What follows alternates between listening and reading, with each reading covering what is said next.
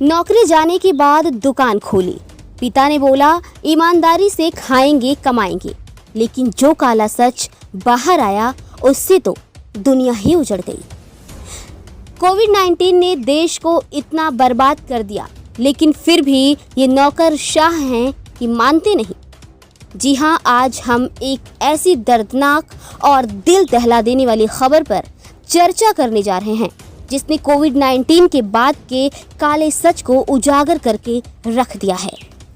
भारत के काफ़ी लोग किस दर्द से गुजर रहे हैं, हम आज इसी कहानी के जरिए उसका पर्दाफाश करने वाले हैं। ये कहानी है राकेश वर्मा की। राकेश दिल्ली की एक कंपनी में काम करता था। उसे हर महीने 45,000 रुपये से ज़्यादा सैलरी मिलती थी। सब कुछ ठीक चल रहा था, लेकिन 2020 में आए तूफान ने राकेश का सब कुछ बदल दिया। राकेश की नौकरी चली गई। वो लगभग 1 साल अपने घर पर ही रहा। जब उसकी माली हालत ख़राब होने लगी तो उसने नौकरी की तलाश शुरू कर दी, लेकिन काफ़ी तलाश करने के बाद भी उसे कुछ भी हाथ ना लगा। वो काफ़ी निराश रहने लगा। राकेश का दुख उसके माता पिता से देखा ना गया। राकेश के पिता ने एक दिन उससे कहा कि बेटा, नौकरी नहीं मिल रही तो कोई बात नहीं, कम से कम तुम सकुशल हमारे पास तो हो, हमें इस बात की संतुष्टि है।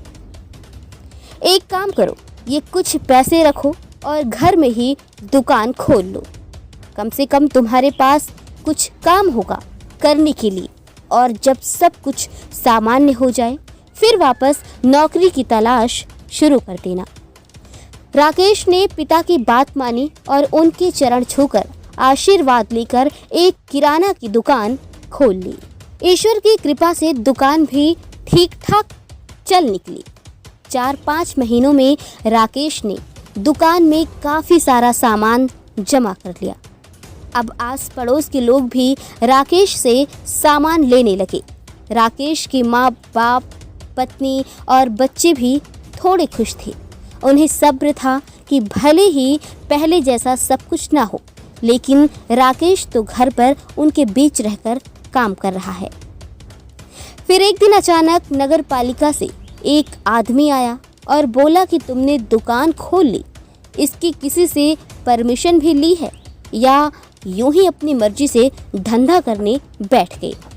चूँकि राकेश को कुछ भी मालूम नहीं था तो वो सकपका गया और बोला, जनाब, आप कहाँ से हैं और किस डिपार्टमेंट से हैं और मुझे क्या करना है, आप कृपा करके बता दीजिए। नगर पालिका वाले ने बोला कि तुम दुकान चला रहे हो, इसका नाम पता सब नगर पालिका में देना होगा। राकेश ने कहा, सर मुझे वहाँ जाना होगा या आप बता देंगे। उसने राकेश को अगले दिन नगर पालिका के दफ्तर में बुलवाया। राकेश गया, जहां उससे इन सब के 2,000 रुपये बतौर रिश्वत मांगे गए। न देने पर दुकान सील करने का हवाला दिया गया। ना करता तो मरता वाली कहानी राकेश के सामने थी।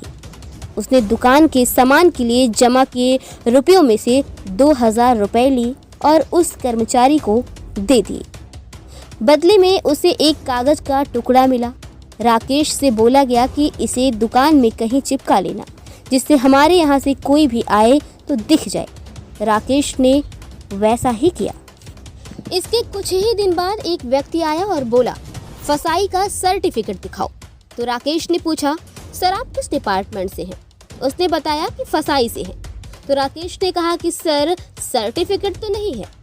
इस पर व्यक्ति गुस्से से बोला, साहब बाहर खड़े हैं, चलो तुम्हें बुला रहे हैं। राकेश बड़े ही अदब के साथ साहब के सामने पेश हुआ। साहब ने कहा कि तुम्हारा फसाई का सर्टिफिकेट नहीं है, तुम्हारा चालान होगा, 6,000 रुपये भरने पड़ सकते हैं। कल ऑफिस आकर सर्टिफिकेट बनवा लेना। फिर से वही, ना करता तो मरता। राकेश ऑफिस गया और सर्टिफिकेट बनवाने के लिए आवेदन किया। उसे बताया गया कि उस फला व्यक्ति के पास चले जाओ, वो तुम्हें सब बता देगा।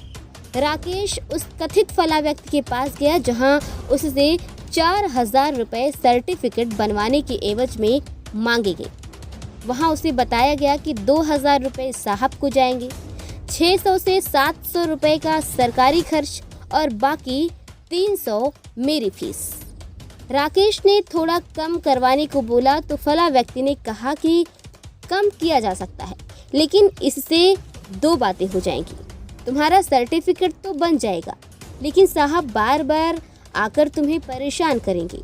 राकेश समय लेकर अपने घर गया और सामान लाने के लिए जमा किए हुए पैसों में से 4,000 रुपए लेकर फला व्यक्ति को दे दिया।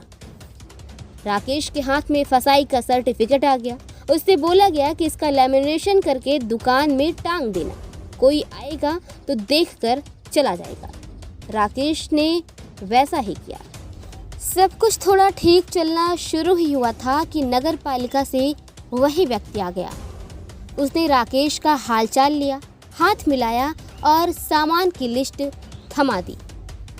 बोला ये सामान पैक करके रख देना, मैं अभी थोड़ी देर में आ रहा हूँ। राकेश ने सामान पैक करके बिल भी बना दिया। कुछ देर बाद नगर पालिका वाले भाई साहब अपनी फटफटिया पर आए और सड़क से ही बोले, लाओ हमारा सामान पैक हो गया हो तो दे दो। राकेश ने कहा, जनाब हो गया है, लाता हूँ। राकेश ने सामान का थैला लिया और साहब के हाथों में पकड़ा दिया। कहा, साहब आपका 2,750 रुपए का बिल डिस्काउंट काट के। साहब भड़क गए, बोले किस बात का बिल? राकेश ने कहा, साहब सामान का। तो कर्मचारी बोला, भाई दुकान चलानी है या बंद करवानी है? राकेश ने कहा, साहब आप ऐसा क्यों बोल रहे हैं? कर्मचारी बोला, ये झाड़ू, आटा, ये डब्बे तुमने सड़क पर रख रखे हैं। ये सड़क क्या तुम्हारे बाप की है? इस पर 5,000 का चालान है।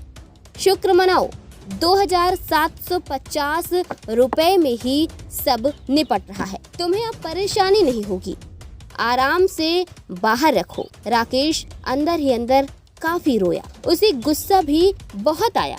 दुकान बंद करने का मन भी किया, लेकिन फिर सोचा कि पिताजी क्या सोचेंगे। राकेश मरे मन से फिर से अपने काम में लग गया। अब एक दिन फसाई वाले साहब आधम के बोले, दुकान का सामान चेक करना है कि तुमने किस तरह की क्वालिटी वाला सामान रखा है, कहीं एक्सपायरी सामान तो नहीं बेच रहे हो। राकेश ने कहा, साहब देख लीजिए, हम एक्सपायरी उठाकर एक जगह रख देते हैं ताकि सप्लायर आकर ले जाए। साहब ने एक पैकेट उठाया और बोला, ये सामान घटिया क्वालिटी का है, 6,000 रुपए दे दो, कुछ नहीं होगा। राकेश बोला, साहब ये तो कंपनी वाले दे जाते हैं, आपको मैं पता दिए देता हूँ, मेरे शहर का ही सप्लायर है, वहाँ जाकर उसको बोलिए कि घटिया सामान बेच रहा है। इस पर साहब भड़क गए और गुस्से से तमतमाते हुए बोले, तुम हमें सिखाओगे? अबे सामान तुम बेच रहे हो और मेरे सामने अभी तुम हो, मैं कंपनी को बाद में देखूंगा। चालान कर दिया तो तुम्हें 2 से 3 लाख का जुर्माना भुगतना होगा।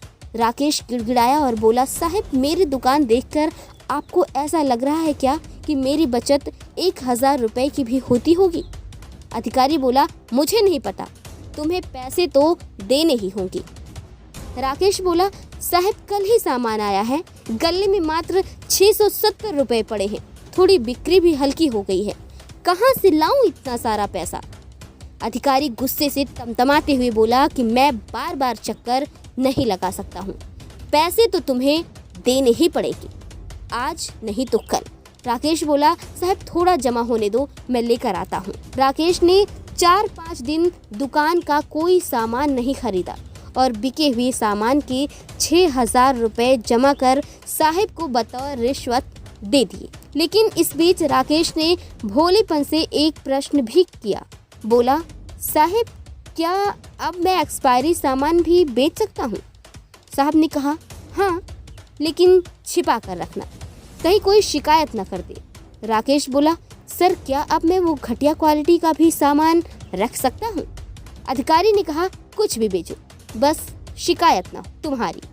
राकेश ने फिर जिज्ञासावश पूछा, साहब शिकायत किसके पास और कहाँ होती है? साहब राकेश के सवालों से तिलमिलाते हुए बोला, यही शिकायत होगी और हम फिर आएंगे और तुम बार बार पैसा दोगे, हर बार दोगे, हर शिकायत पर दोगे, तुम्हें दुकान चलानी है तो ये सब करना पड़ेगा। राकेश ने साहब से माफ़ी मांगी और घर चला गया। अपनी पत्नी और पिता को सब कुछ विस्तार से बताया। पिताजी की आंखों में आंसू थे। बोले, बेटा हमारा सिस्टम बहुत भ्रष्ट हो गया है।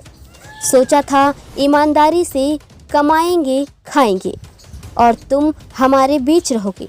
हमने तो सोचा था ये काम ईमानदारी का है, कोई झंझट भी नहीं है। हमें क्या पता था कि तू इतनी परेशानी झेल रहा है। एक काम कर, तू दुकान भी बंद कर दे, तू नौकरी की तलाश शुरू कर दे, तब तक मेरी पेंशन से घर चल जाएगा। राकेश बोला, ठीक है पिताजी। राकेश ने नौकरी खोजनी शुरू कर दी। वो जहाँ जाता उसे पहले से आधी से भी कम तनख्वाह में नौकरी ऑफर होती और वो निराश होकर घर वापस आ जाता। क्योंकि उसके 2 बच्चे थे, दोनों प्राइवेट स्कूल जाते थे। दोनों बच्चों का खर्चा ही 10,000 रुपये महीने बैठता था और उसे कहीं भी 20,000 रुपये से ज़्यादा सैलरी की नौकरी ही नहीं मिल रही थी। इसमें 10,000 तो बच्चों का ही चला जाता, बाकी राकेश के आने जाने में बचना तो दूर, उसे और रुपयों की ज़रूरत पड़ती। जबकि राकेश को कोविड से पहले 45,000 रुपये से ज़्यादा सैलरी मिलती थी। राकेश बेहद निराश हो गया और उसने वही किया जो नहीं करना चाहिए था। राकेश ने मौत को गले लगा लिया और सुसाइड लेटर में वो सारी कहानी लिखी जो उसके साथ भी थी। लेकिन वो सुसाइड लेटर महज कागज़ का एक टुकड़ा निकला, क्योंकि जो पुलिस वाले तहकीकात करने आए थे वो भी उससे पैसा खा चुके थे। राकेश हार कर इस दुनिया से अलविदा कह चुका था। उसके बच्चे इस घटिया सिस्टम की भेंट चढ़ चुके थे। माँ बाप जिंदा लाश की तरह अपने बेटे की आने की राह देख रहे थे, जो कभी वापस आने वाला नहीं था। वहीं नगर पालिका का वो कर्मचारी, पुलिस वाले, फसाई वाले साहब ऐसे ही मुर्गे की तलाश कर रहे थे और ऐसे ही एक और राकेश अपने जीवन को ख़त्म कर रहा था। जो कोविड नहीं कर पाया वो हमारे भ्रष्ट सिस्टम ने कर दिखाया। ये कहानी भले ही आपको एक कहानी लग रही हो, लेकिन ये कहानी सच्चाई से परे नहीं है। आंकड़े बताते हैं कि कोविड-19 के बाद आत्महत्या करने वाले युवाओं की संख्या में 25% का इजाफा हुआ है। कोई कर्ज से मरा तो कोई बेरोजगारी से, तो कोई राकेश की तरह सिस्टम की भेंट चढ़ गया। सरकार अपनी ईमानदारी के ढोल पीटती रही और यहाँ राकेश जैसे लोग अपनी जीवन लीला समाप्त करते रहे। खबर 24 एक्सप्रेस के लिए मनीष कुमार अंकुर की ये खास रिपोर्ट।